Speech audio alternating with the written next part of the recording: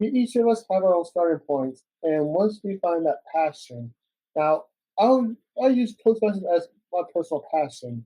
Whether it is other passions that are out there for people that are either inside or outside Toastmasters, it is that snap. It is that click. And if you're able to have that snap and that click experience, then you know that you have found something that you're pretty good at. You can actually enjoy it. You can have fun with it. Again, all you have to do is just find that snap and that click.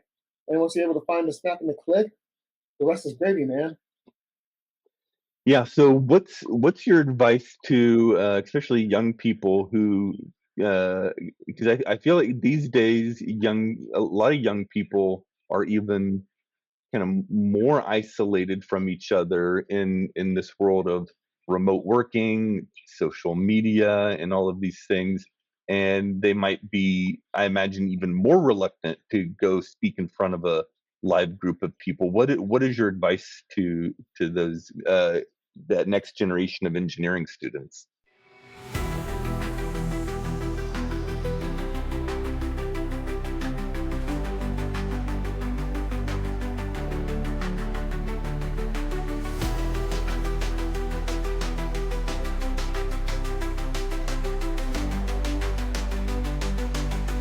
Welcome to D50 After Dark. I'm your host, Mickey Bennett, and in today's episode, we will be having another conversation with Jesse Oakley III from Las Vegas. And today we're going to be talking about his earliest experiences in Speechcraft. He's got some fun stories to share with us, so stay tuned for this episode. All right, welcome back to the show, Jesse. Hello there. It is good to be here again. Yes, it's good to have you. Now, in all the things you've accomplished in Toastmasters, one of them that sounds to me like one of the most challenging is you hosted an international convention. So, first of all, for our listeners, what is a Toastmasters International Convention? All right, before I go into the international convention, I've gone through different accomplishments, but the best accomplishment that I actually ever do is marrying my wife, Dana Wall Oakley, who's a fellow Yeah. Toastmaster. And we had a wonderful Toastmasters wedding, and I'll get back to that a little bit later. But no matter what accomplishments there, whether it be regional advisor, district director, international director, the best accomplishment is marrying Dana Wall Oakley. Love you, honey. And I now that go ahead. I love that your greatest accomplishment is marrying your wife. I've often said the same thing about marrying my own wife. You actually had an interesting wedding. When did you get married to your wife? We got married on July 1st, 2012. That was my first day of being district director, and Yeah. my wife's HPL project was the wedding in order to get her DTM. Your wife's age. What is an HPL? And a high performance leadership, it is basically a project that you have to do prior to getting your Distinguished Toastmaster Award. It could be something within Toastmasters or outside of Toastmasters. And the genius thing was actually, for my wife, was actually she was doing the wedding planning, and she figured, why not do the high performance leadership? Why not have that be the wedding? And I asked her, is there anything that I need to do? And she said, stay at the altar. That's the only thing you need to do, to stay there. Very cool. That's brilliant. Using her wedding planning as an opportunity to. I mean, it's great for a lot of reasons because she was already going to plan the wedding. She can get credit for it, but then it gives it a structure that some people who are planning a wedding might not have because you have like your advisory committee and your action committee, and there's a whole structure for how to successfully execute the project that someone just trying to plan a wedding might not have. And in addition to that, our main evaluator was her mother slash my mother-in-law. So we always kept it in the family. And and furthermore about that, it's a Toastmasters thing when you not only have a Toastmasters wedding, but a Toastmasters honeymoon. And our honeymoon was a 2012 international convention in Orlando, Florida. And What? that's kind of yeah, so that was our honeymoon was Orlando, and we had a Toastmaster magazine. I believe it's the February 2013 edition that talked about the wedding, Christmas in July, and to talk about the honeymoon. And if you ever had a chance to go into the annals of Toastmasters magazine, check out February 2013, and my wife and I are there, right there in the magazine. What? That's amazing. A Toastmasters wedding through and through. Exactly. And going to speaking of conventions, the we can actually look at the both of us. We're also on the magazine again in June of 2015 at the Toastmasters International Convention, where we're hosting it at Caesar's Palace in Las Vegas, Nevada. Now, the key thing before we actually had the opportunity to do this convention, it was 2014, and I get a phone call from the executive director Daniel Rex, and Daniel Rex offered this opportunity to actually host the convention in Las Vegas, Nevada. And I said I'll do it under one condition, and that is I need a partner. And who better partner than my spouse, Dana Walt Oakley? And he agreed to that. And then one of the things that we needed to do was to go to the 2014 International Convention, which was Kuala Lumpur, Malaysia. And no kidding, no kidding. The day after we agreed to actually chair and go to Malaysia, there was a tragedy that happened with Malaysia Airlines. I was like, oh my goodness, yes, exactly, that's what happened. And people in Las Vegas were concerned about what's going to happen when we go to Malaysia, here or there. And I had to give a speech in front of majority of Vegas Toastmasters and say everything happens at any given reason at any given time. You must not fear what might happen, but just got to keep going and do what you can do. Because whether it's all across the world or whether it's at your own home, things can happen. The key thing is, are you going to let that fear get to you, or are you going to go through it? And the fear is FEAR. You can choose as forget everything and run, or face everything and ride. And luckily, my wife and I chose the latter, and we flew to Malaysia for the 2014 convention. And we took notes from their conference chair, Yak Lo. We had a chance to work with volunteers, we had a chance to do notes, and we took a copious amounts of notes for the convention and see what we can do, what we learned from Malaysia, how we can adapt to Las Vegas and Caesar's Palace. And with my engineering background, I had a floor plan to Caesar's Palace and actually imagine about the different events and where they could be, and have my own internal planning for where headquarters could get in touch with us. So that is what we did with the international convention. And with Malaysia, with going through what we had to go through and doing what we did with a good setup, I believe going through the convention in 2014 was a great setup for 2015. Now, I have not had the pleasure of going to an international convention yet, but I've been to many district conventions, and I know there's at least three big elements to an international convention, right? You have the World Championship of Public Speaking at the Correct. convention. You have like a international business meeting with proxy voters and all that stuff. And then Correct. there's also educational sessions and keynote speeches and probably a lot more. What am I missing? Actually, you also have the board briefings, what the board discussed prior to the convention. And you also have the opening ceremonies. You have the Hall of Fame, where you get a chance for distance to actually walk across the stage. For those that reach distinguished, select distinguished, president distinguished, smelly distinguished. I also had a chance to honor individual Toastmasters for their contributions in Toastmasters with the presidential citation. There's a whole lot that can happen within the convention at Toastmasters every August. And it is a wonderful experience. And for myself and my wife and I, being a part of that in 2015 was truly fantastic because we get to see all the angles and all the details. And we had the challenge for us are the volunteers. And we did our best to recruit as many volunteers as we can, whether it's locally or internationally. We actually had our crew of volunteers, and we also had our own captains who would captain each event with their volunteers and actually give the marching strategy and marching plans to the volunteers. So actually, it works out very well because when it comes to organized convention, there have to be two generals, and Dana was mostly the field, not the field general, the staff general to make sure that each of the volunteers go from one location to the other location, make sure the captains have their volunteers all together. And I am the field general, which will be walking around different parts of the convention, making sure everything's okay and having fun with the majority of people that are there. And overall, it worked very well having two generals right there. That makes a lot of sense. How big was your team to run the international convention? Oh my goodness, it had to be within at least, I'm guessing between 300, at least 300 people, volunteers that were there.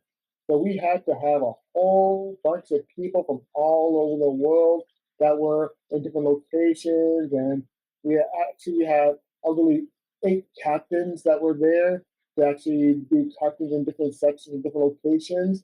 And we also had, now back then we had semifinals and world championship public speaking. We had other events as well. We had PR people promoting different events in Las Vegas and places where they can actually go.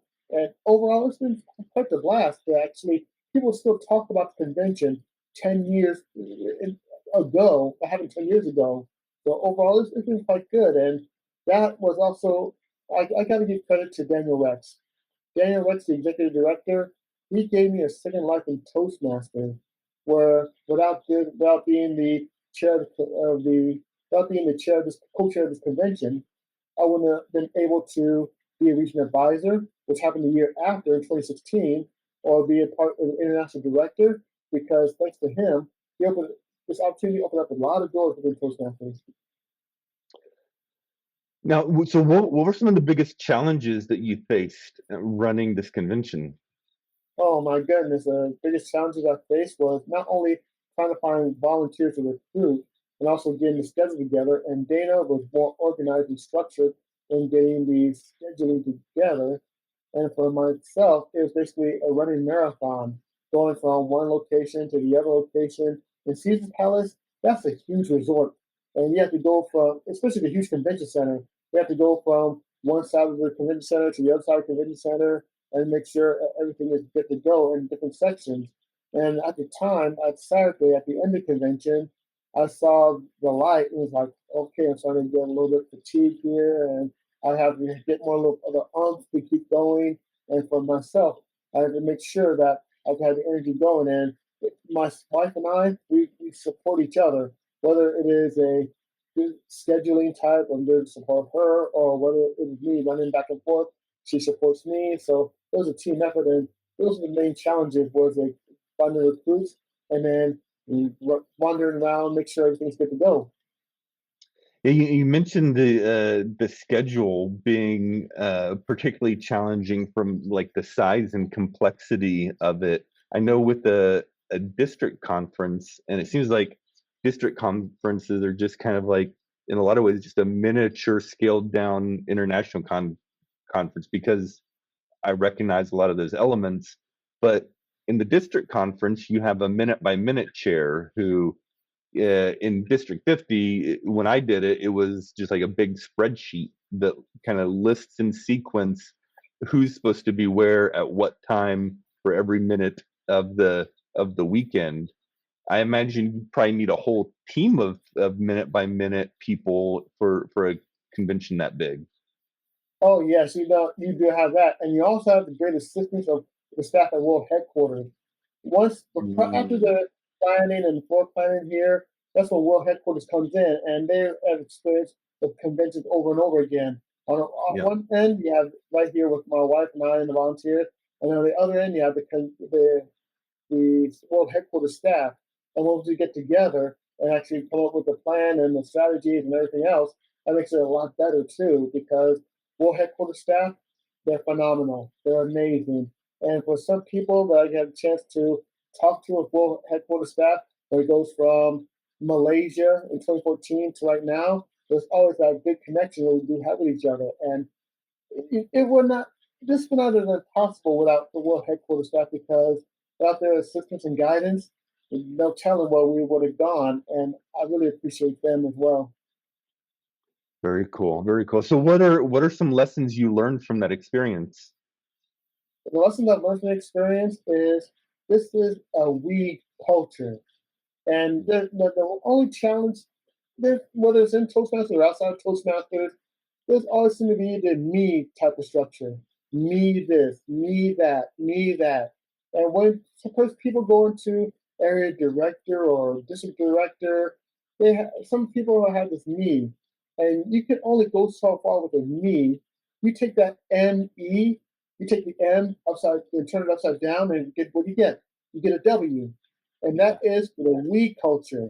And the most important thing about we culture is everybody has a stake in success, whether it is myself, my wife, the volunteers, the captains in the area.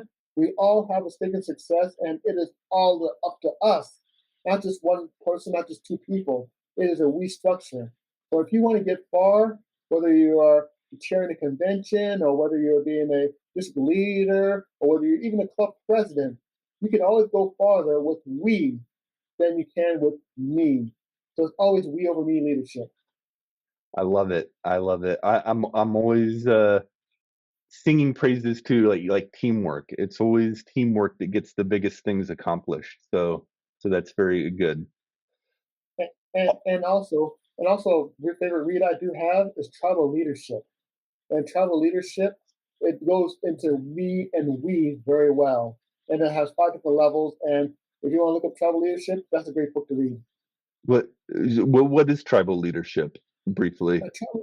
Tribal leadership is briefly is about goes over different 5 levels, and the tribe is usually like 20 people, and they have levels like level 1, life sucks, and that's the negative people right there, and they are Mhm. basically the alienated people. Level 2, my life sucks. That's the apathetic victim type of mindset. And the third one, which is the most dominant, is I'm great and you're not. That's the me Mm, structure right there. And then you go to mm, level 4 is we're great and they're not. And the we're mm. great, in the we structure, but you're competing against other teams. And the level 5, the top level, is life is great. And that's what point we start focus on other teams and other groups and focus on how far you can go as a team and as a group together. That's really interesting. I may have to check out that book. For a second there, it sounded like you were gonna describe a concept that is similar to what I can't remember the author, but there's a book, The Five Levels of Leadership. Yeah. Uh, John and MacArthur. yeah, and that one talks mostly about like the levels of basically leading up to creating other leaders and creating Yes. people who create leaders, right? But you're describing kind of like a mindset of like happiness and who is going to be the beneficiary of your efforts. So that's very interesting. I like it. Tribal, and so that played a part in your experience with the conference. Exactly, and it was very well done, and also but that book led me to Phil Jackson, the NBA coach, who uses tribal leadership, and he explains it greatly in his book 13 Rings, the Soul of 11 Rings, the Soul of Success, when he won 6 rings with the Chicago Bulls as coach and 5 rings with the Los Angeles Lakers. Hmm. Nice. Nice. All right. Well, Jesse, I really appreciate you coming on to the show and sharing all of your varied experiences with Toastmasters, with engineering, with the conference, and uh, oh, and yes, I want to make sure our audience checks out your podcast. What was the name of your podcast again? Sunday Morning Chat Series. Just go to YouTube and type in Sunday Morning Chat Series. Subscribe, like the videos, check them out. It's always great about positive people making big differences in the community. Very cool. And to also look up your book on Amazon, and the name of your book is? The name of the book is Greetings, Happy People, the positive words and wisdoms through the eyes of Mr. I. Just type in my name, Jesse Oakley III, and bam, the book is there with a happy face at the front cover. Perfect. Awesome. You have any other parting words for our listeners before we say goodbye? I will give you the parting words that were given to me by a Toastmaster of, I believe, 60 plus years. He was a distinguished Toastmaster, a past international director, and accredited speaker. At one point, he was the voice of Toastmasters and making the announcement at international conventions.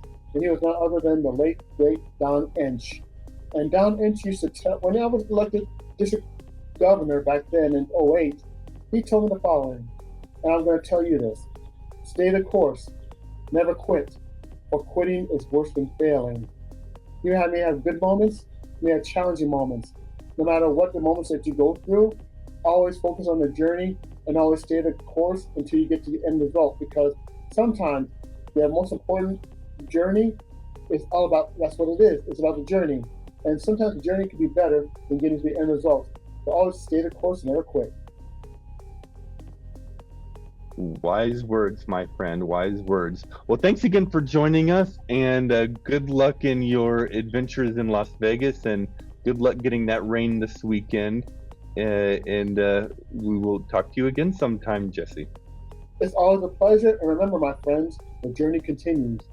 The journey continues. All right, and thank you, listeners, for tuning in to D50 After Dark. I've had a lot of fun talking to Jesse, and I'm looking forward to see who our next guest will be on D50 After Dark. I'm your host, Mickey Bennett, and we'll see you next time.